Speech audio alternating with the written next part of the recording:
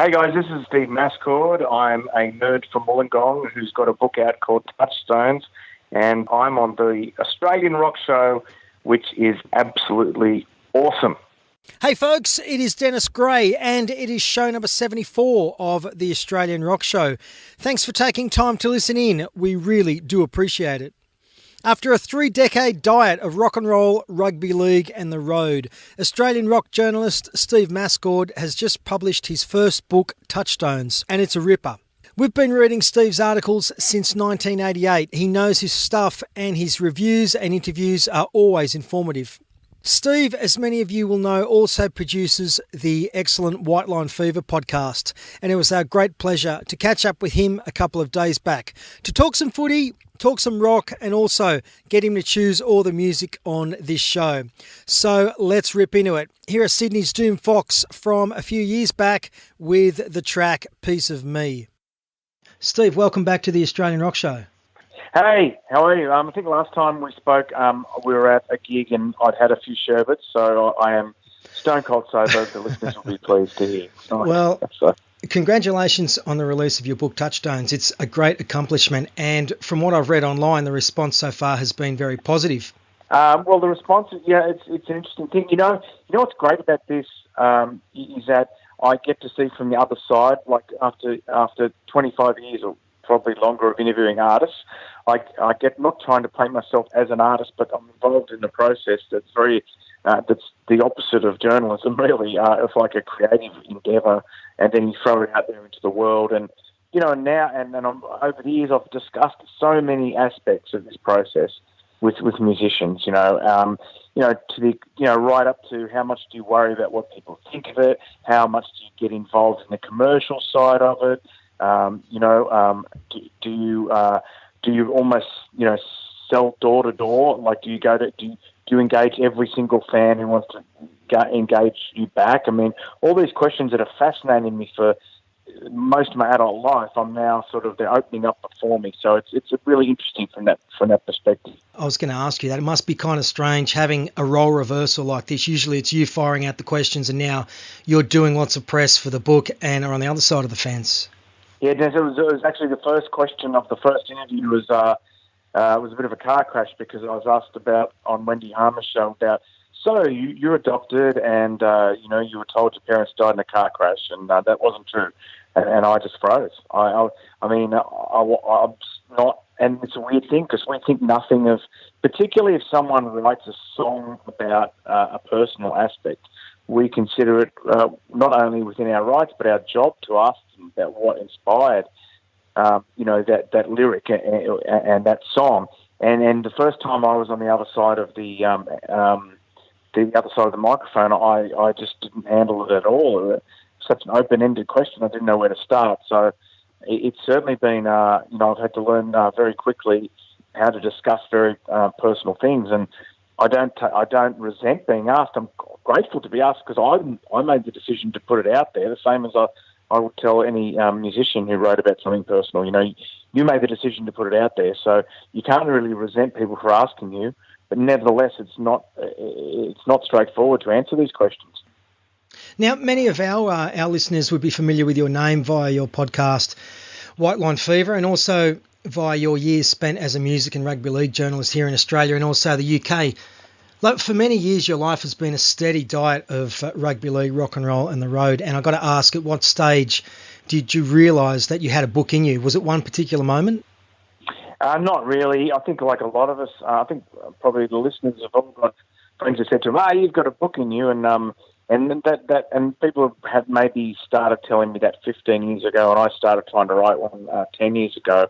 But it was pretty shapeless and formless. It was the first one was kind of like He Died with a Falafel in His Hand type book about flatmate sex stories and stuff like that. Like, it was pretty ordinary, pretty grungy, and it didn't really. I just didn't have the motivation to finish it really. And then the second attempt was kind of more rugby league oriented book about, and it was like the first half of Wall Street where it's just party with no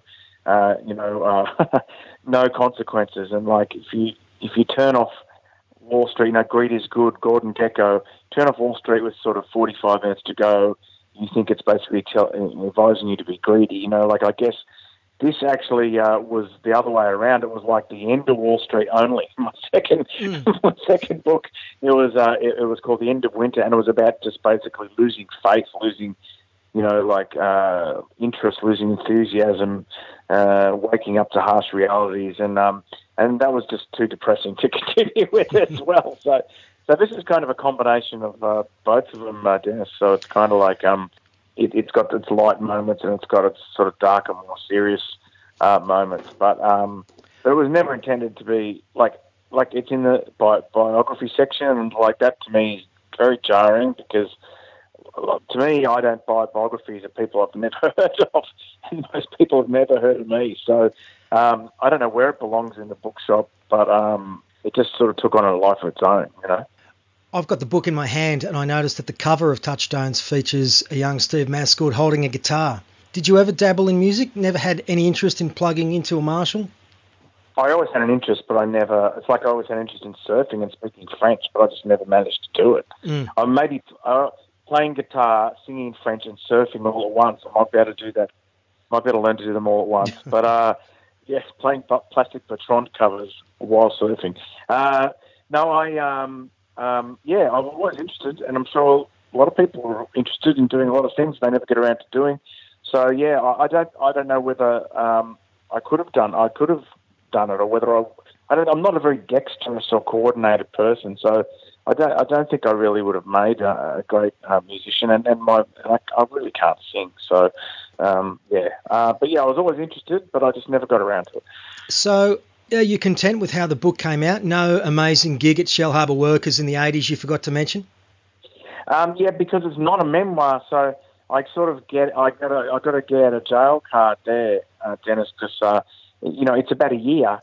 It's about 1 year. So, and then there's reflections built into that, and this reminds me of blah, blah, blah.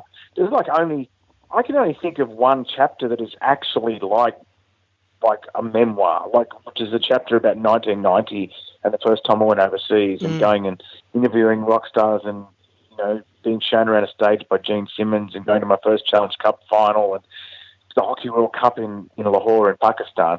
So, And that's it. That's the only to me, that's the only real memoir chapter in there. So when people, you'll find people, if you ever do write a book, is that what will happen is that, and especially if it's not fiction, if it's kind of got any real life in it, you'll find that all your friends will be secretly or maybe even openly resentful of the fact that you didn't mention them. and it's like they think a book is like a Christmas card. It's like you didn't send them a Christmas card one year. And my out there is that it's not a memoir. Even though it's been described as a memoir everywhere, if I was to write it's Axl Rose said Chinese Democracy is not a solo album, because if it was a solo album, it would sound completely different. And to everyone else, it's a solo album. So I'm saying the same thing. I'm making the same sort of vacuous claim that it's not a memoir, and therefore I was under no obligation to prioritise anything in my life to put in it. Fair enough. Now, last time I saw you was back in April, praying at the feet of the great Warner Hodges at a Dan Baird and Homemade Sin gig in Sydney. What is it about live rock and roll which does it for you, and how would you explain that feeling to young people who may have never seen a great live rock show?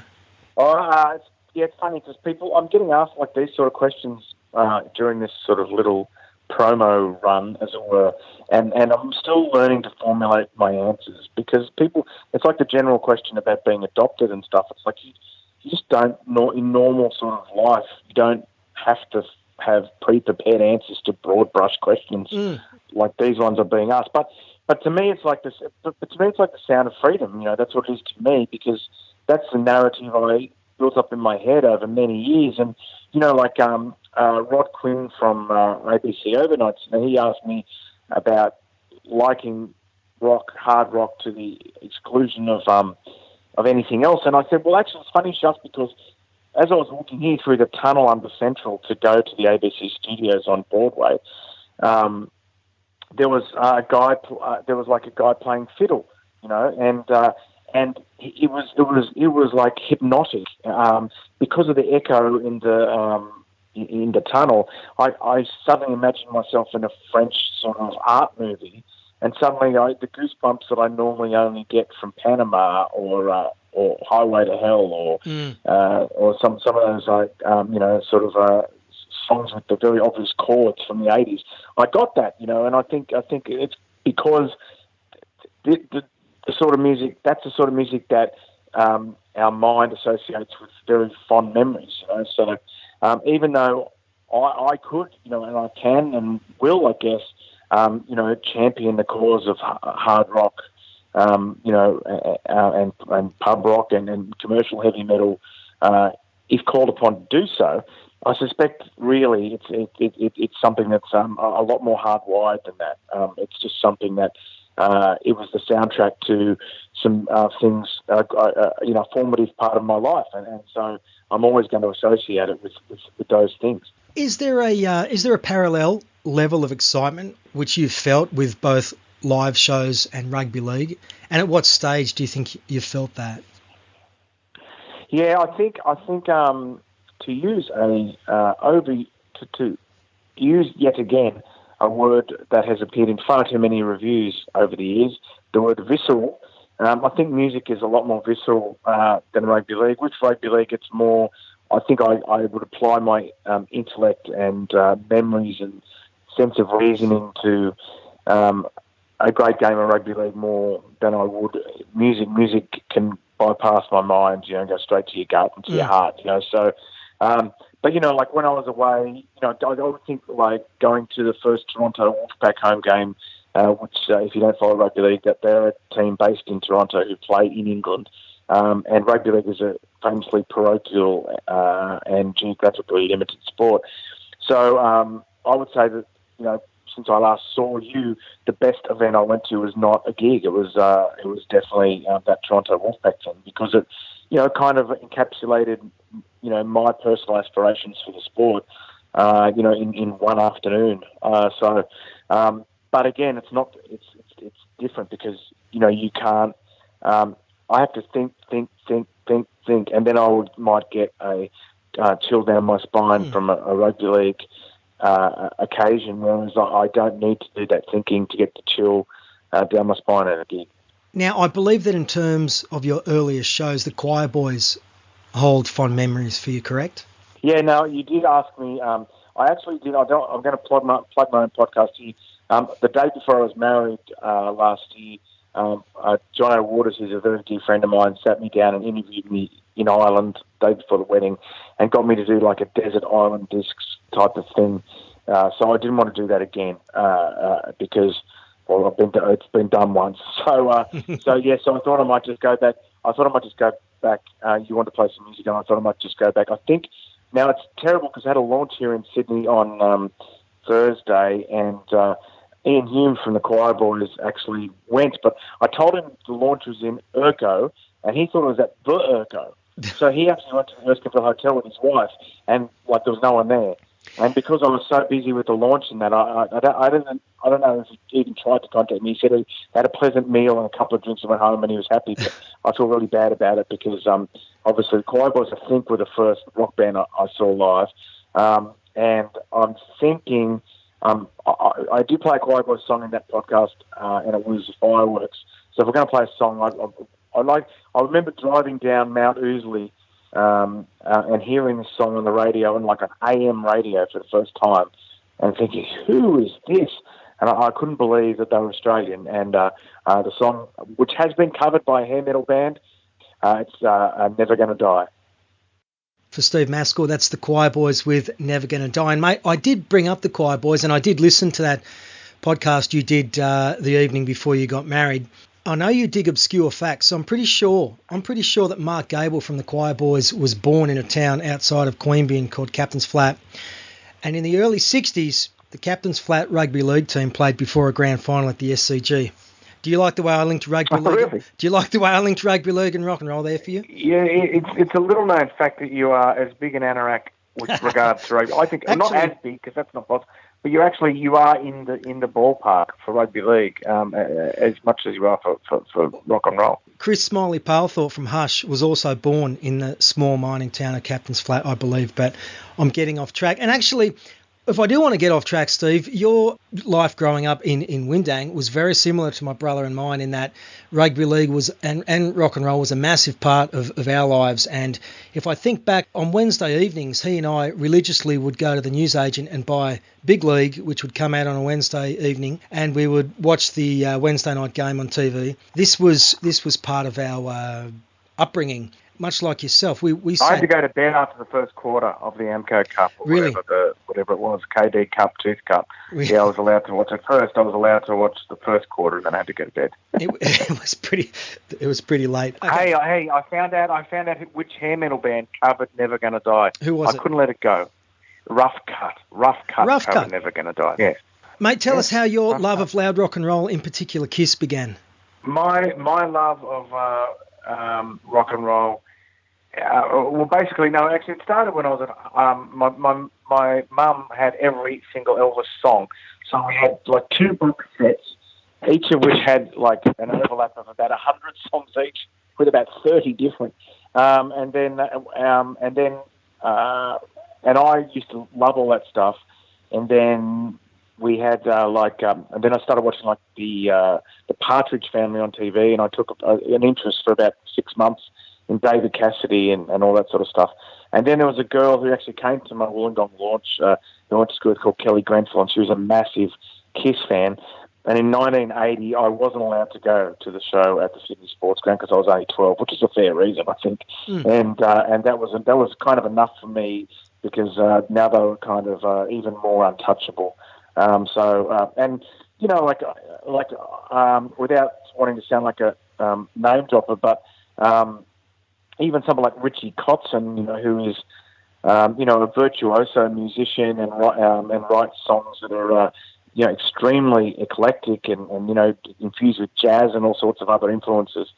I was listening to an interview with him while preparing to interview him myself today, and his gateway drug was Kiss. I mean, Kiss introduced so many people to rock and roll. You would almost wonder, if there had been no Kiss, if we accept rock is dead now as a cultural force, if nothing else, it might have died earlier if there had been no Kiss. When you look at the time sort of delay from people being I guess from sort of 9, 10, 11, 12, watching Ace, Gene, Peter and Paul, and then 10 years then becoming musicians themselves. If that generation hadn't come through, then we would have lived in a very different world. And I think, as I just mentioned, we had similar upbringings because in the early to mid-'80s, my brother and I were glued to the TV in search of hard rock videos, and we'd be scouring the import magazines for news of our favourite bands. It's a forgotten time, but it's a fond time if I think back to that time period. Yeah, it is. And it's funny with that. I don't want to get too philosophical, but during the course of doing the book, I went and interviewed Vivian Campbell, and Vivian Campbell had a cancer scare, relatively recently, and he formed a band called Last in Line, which was a band that play a lot of Dio songs, and he was an original member of Dio, along with 2 other members of that band, and from a distance, it seemed to me that they were paying tribute to a guy they didn't even get on with, because the relationship with Ronnie James Dio was not great, and a guy that was dead. So it seemed very strange to be touring. But Vivian Campbell said, "This is not just Ronnie's legacy. This is ours." And Jimmy Bain died after the album was recorded, sadly. But he said that this is our legacy as much as it's his, and I think that's kind of when you talk about forgotten days and things we used to do. I think we're at the age now where we want to embrace those things again, not out of pure nostalgia, but because I think you get to an age where you don't want to be you in 2017, or you don't either want to be you in 1992. You want to be you for every year you've been on this planet. You want to represent yourself, fully. That's the feeling I get in middle age. You know what I mean? So I think that's part of our motivation, both of our motivations for doing what we're doing now. And in a way, I said the book isn't a memoir, but I guess in that way it is, because if it was just about who people think I am now, then it would be a very different book. It's about who I think I am and have been for my whole life. You know what I mean? So, and that's what you say about nostalgia and stuff. I've sort of tried not to think of these things as anything in my past as lost. You know, I kind of think of it as just put on a shelf, to be taken back down again, That's a nice little segue, because one of the earliest times I came across your name was when you had a column called Hard Rock Hedonism in Sydney's On the Street magazine. And you also penned a couple of live reviews. So we're talking 1988. And the live reviews, which I've dug out here tonight, were for both Foreigner and David Lee Roth. Oh, please. They would have been... You needed to warn me. They would have been a couple of your earliest live reviews, I assume. Yeah, they would be. And where did you find them? Because I'm actually quite a student of my early missteps in journalism. I have a scrapbook. Anything hard rock and heavy metal, we would cut out. But now, I thought Roth was pretty boring that night. With many years and many gigs under your belt, Steve, would the older and wiser Steve Mascord have reviewed a concert like that differently nowadays? Oh, definitely. In fact, we could go on all night talking about this. I recently had the pleasure of spending a Sunday afternoon with Andrew Mueller, who partly inspired my book. And Andrew Mueller was worked it On the Street around the same time as I did, and went on to work for NME and Melody Maker. He kind of lived the dream. I applied for a job at Kerrang and was turned down with a form letter. But I asked him if he was ever ashamed of anything he'd written, and he said no. He said you just have to accept that you change, and everyone changes. And he said, I don't look back, but I do. The point of that story is I do. I am ashamed of some of the stuff I wrote, and like Andrew Mueller, I copied what I read in the British press, and a lot of it was very scathing and damning, and the language used was extreme, harsh in the extreme, and I just thought that's how you do music criticism. So when I was going through my clippings, I also have I don't really have I needed a rock scrapbook. My mother kept all my rugby league stories, but none of my rock stuff. So I read a lot of stuff I was ashamed of. I mean, in the book, I recount the most embarrassing story, which is I gave. I wrote a review which was never published for Appetite for Destruction, which bagged it. Because my reference points musically were very narrow, and they're still much narrower than say yours or Murray Englehart's, or I'm still trying to learn. I feel like an imposter, as far as music goes. Still, at the age of 48, I feel like I started late, and there's enormous holes in my knowledge, and I just try to make up for it with enthusiasm.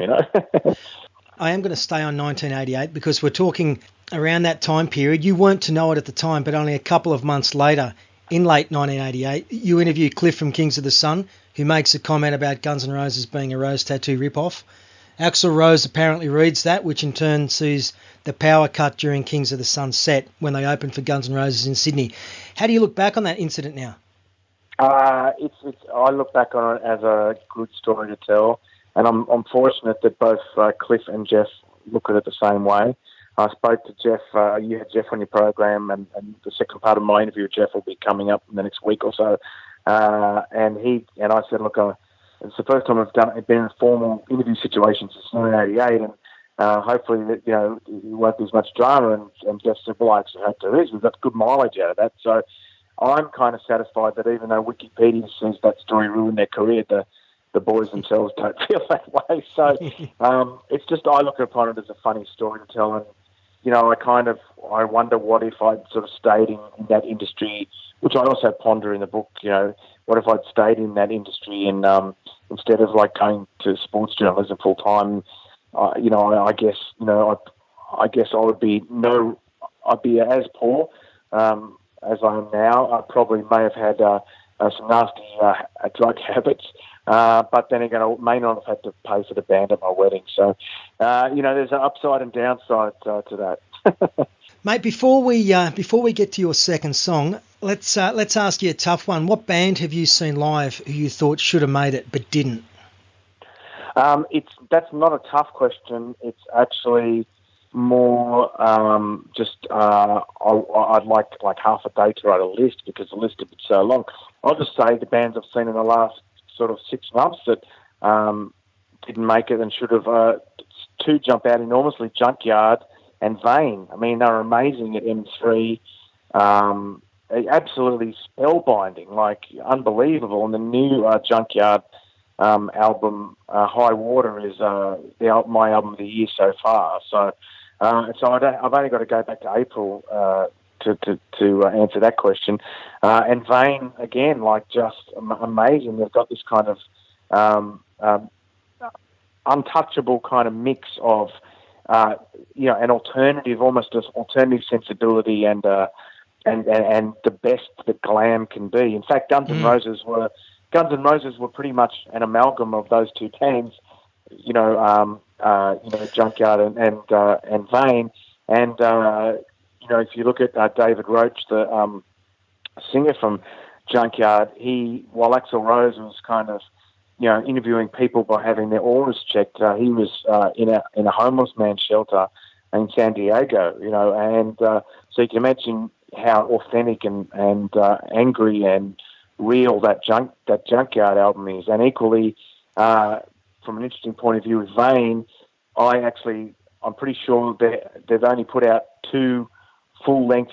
They might have put out one in the middle. So let's say they put out 3 albums, but they put out they did No Respect in was that 89, and then they did a Japan only thing in was that 93? And my brother and I actually saw them in San Francisco in 93, and were very disappointed because they played nothing off No Respect from memory. But well, now they do, and they sound fantastic. And what I'm saying is that I actually bought the 2 records because I never owned No Respect. I was familiar with a lot of the songs, but for some reason I never owned it.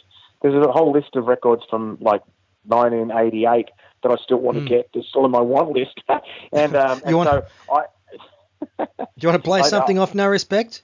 Yes, I do, and I really want to play Who's Watching You. Vane there for Steve Mascord.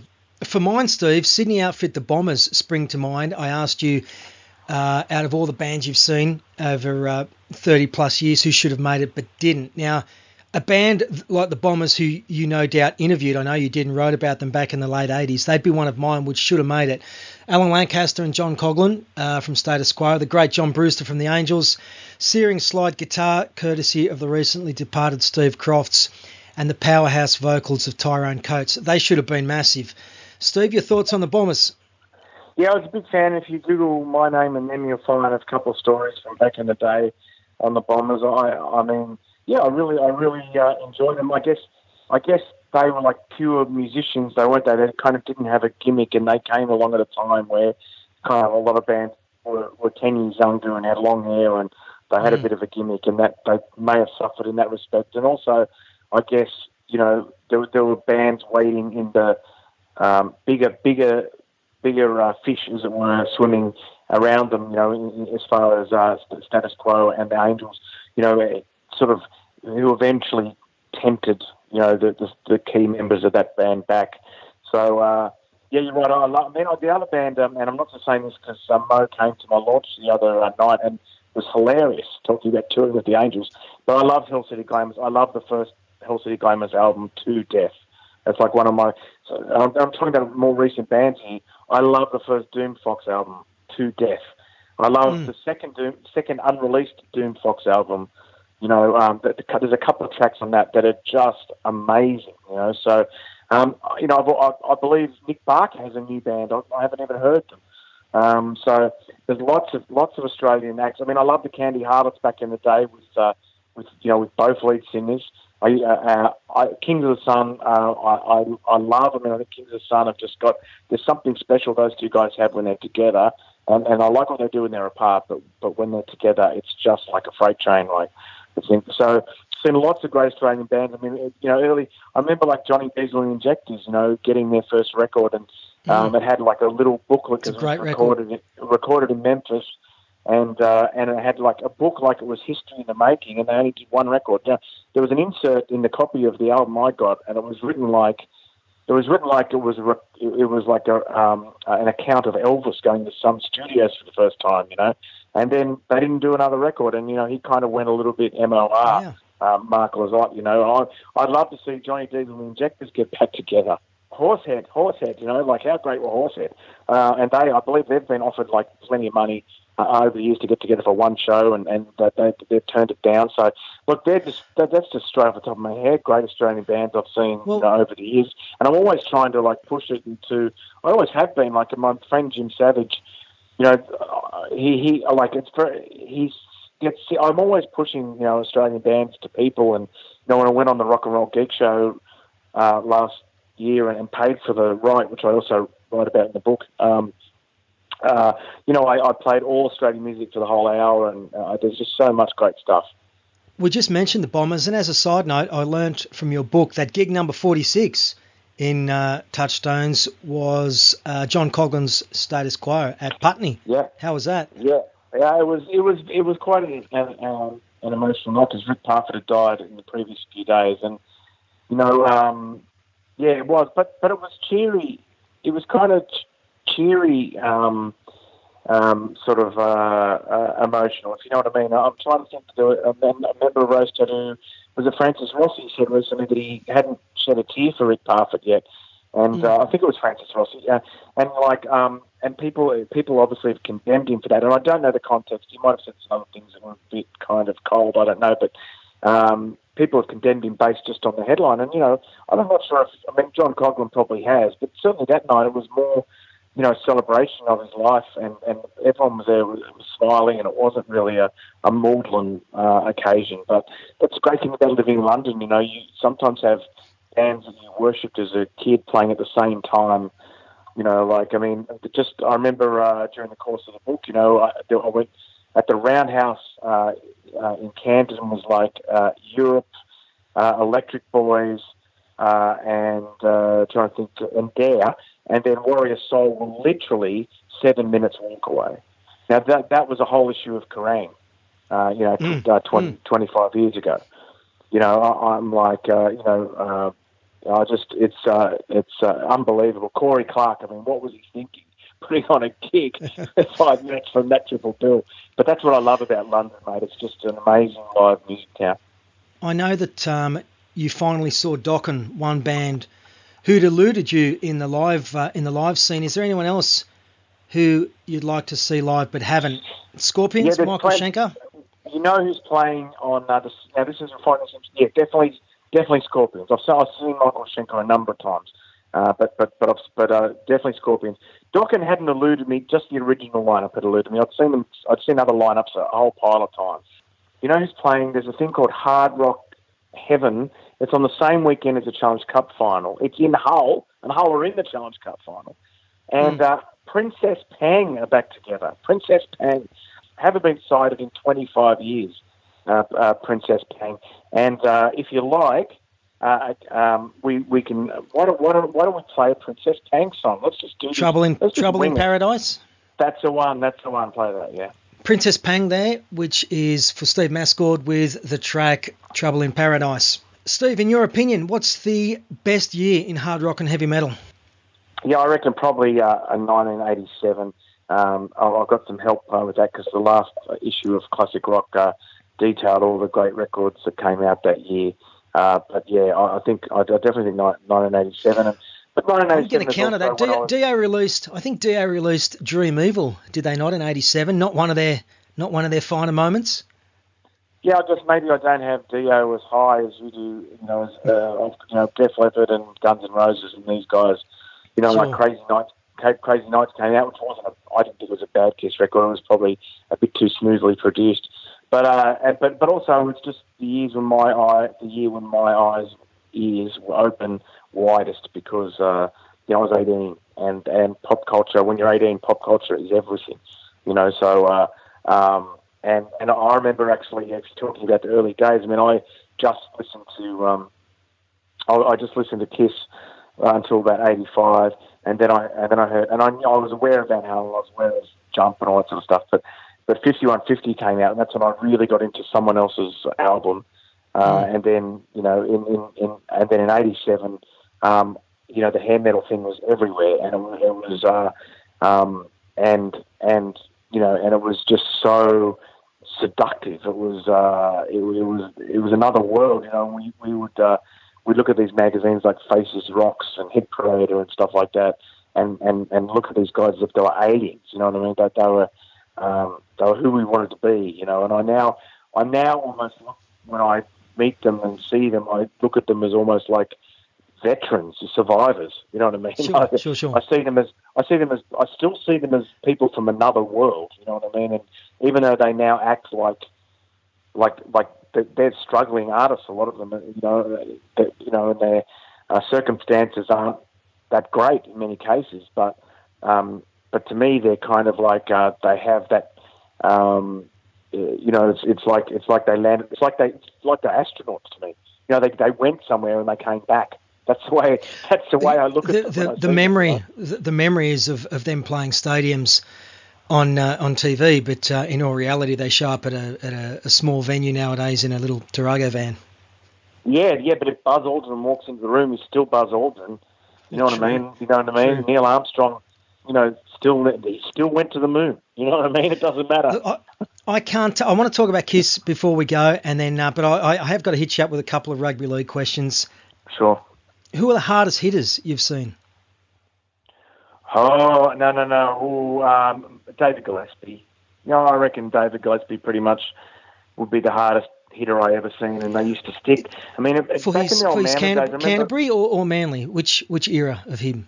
Probably Canterbury sticks out in my mind. Yeah. I do remember, like, Ronnie Gibbs, you know, back in the day where you could line guys up and you wouldn't miss and you wouldn't get chastised for missing. You know, like Ronnie Gibbs when he was at Manly was great. I remember Phil Daly when he at Manly. Manly had a few of them in that pack. You know, I'm trying to think of some guys, you know, who are not Australian. Ruben Wiki, obviously Ruben Wiki. Wow. You know, I'm trying to think of maybe some fellas in England. Adrian Morley, you know, was a big hitter. So yeah, there's been a number of them over the years, and I always used to remember. You might remember these montages that Rex Mossop put together to the song Warhorse. So, but yeah, I used to love those montages. I would sit there, like I would have been up until maybe 1 a.m. watching Rage or MTV with Richard Wilkins the night before. And then on the Sunday morning, I'd be watching Sports World, you know, with Rex Mossop or, you know, or Wide World of Sports with Ron Casey. And I'd still have the remote control paused, ready for like these video montages, you know, and I've still got some of them. Yeah. Look, I know you've seen thousands of rugby league games. Can you name, I know it's tough, one or two incidents in particular which stand out for quality and excitement? For me, I'm going to give you a couple of hints. I was at that 89 grand final, which was hard to top, but I think was it the second test at Old Trafford in 1990. That final try by Mal Meninga, is that... Yeah, I wasn't there. The two games that stick out in my mind, and we only found out the weekend at their meeting again in the Challenge Cup final this year. Wigan and Hull, Sterling versus Kenny, was just unforgettable game. You know, watching it sitting up all night. John Ferguson had a great game exactly. as well. And also those same two teams are playing at Wynn Stadium on February 10, would you believe, in a full Super League game. So it's like, wow. You know, it's a full circle thing for me, you know, then coming to my hometown. But, so they're the games that stand out. But I've seen some, you know, weird sort of stuff off, like, you know, like, I mean, I remember a game in Avignon between Italy and France, which was an incredible game. I think it finished like 12-10 or something like that. It was a World Cup qualifier. You know, David Riolo played it. Craig Salvatore was the coach of Italy. You know, it was Greg Florimo, these guys, and it was a real tough, hard game. You know, and some of my best memories are actually. I mean, you know, last year seeing New Zealand, seeing Scotland draw with New Zealand, it was such a. like at this stage in my life, being a little bit cynical, which you probably can read between the lines, or hard to please at times. I had a real sense of history there, and I had a real sense of it was a fantastic effort from those guys to draw with the Kiwis, like at a venue that was straight out of the 19th century. It was such a great night, and I actually was so excited rushing back to my hotel room that I slipped over and hurt myself badly. Like, I think I badly bruised my hip. And I still sat in bed, and sort of bashed out my story and spoke to Kane Linnett on the phone. And, it was just a great, great night, Mate, before you go, let's talk about Kiss for a bit. I know you interviewed Paul Stanley at Lubbock in Texas back in 1990. Did you have to pinch yourself and think, how did I get here, as he would have been on your walls a few years beforehand, or did you just take it all in your stride? Neither.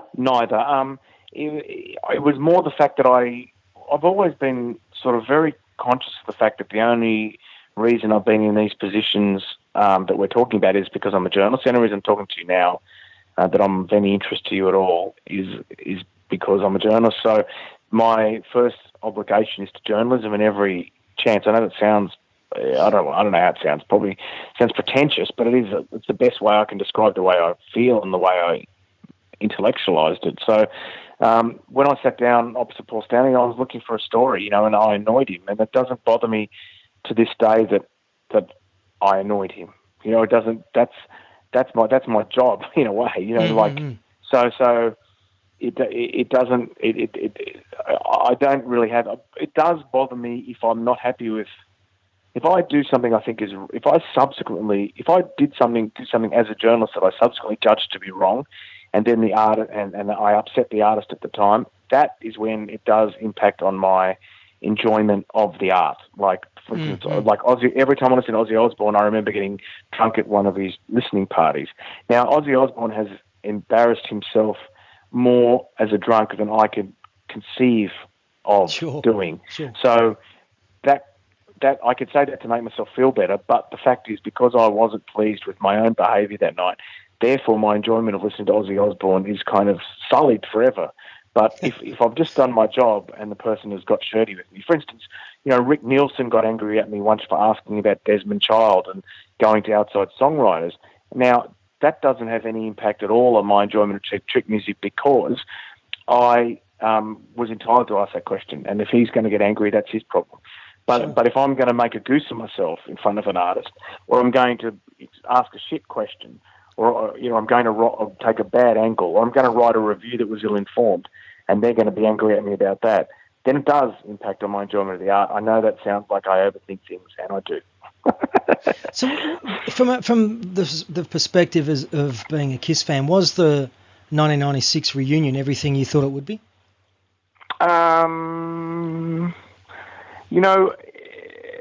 I wasn't someone who hankered for the 70s, even though I wasn't there for the 70s. I didn't see Kiss in makeup the first time, because I already explained that. But I always enjoyed the sort of fringe aspect of anything. I don't enjoy the mainstream kind of version of anything, really. So I really enjoyed, like, the Hot in the Shade tour, and I love Revenge. I think Revenge is pretty close to my favourite Kiss album, So therefore I had no huge expectations when they put the makeup back on. I enjoyed it for what it was. I still enjoy going. These days, if I saw Kiss a couple of months ago, and I had the best night. They were great.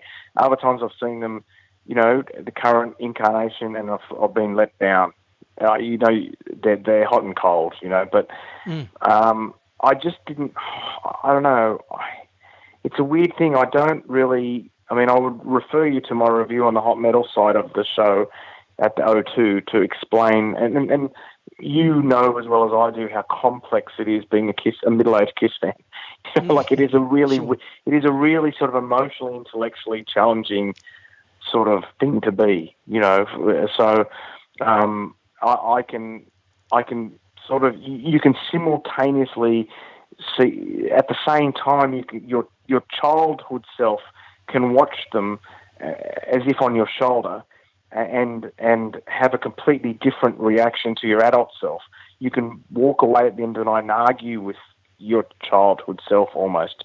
And there's not many things in life that allows us to do that. You know what I mean? So, and most people in life don't have that experience. So going to, it's a weird thing. Like, it's actually, you know, being a Kiss fan affords us a kind of an experience as a middle-aged person that other middle-aged people don't have, you know. I get it. Mate, well, I think we better close off with a song. And, Steve, this is the fifth and last. See, there's another rugby league reference. Yeah. Well, you know what?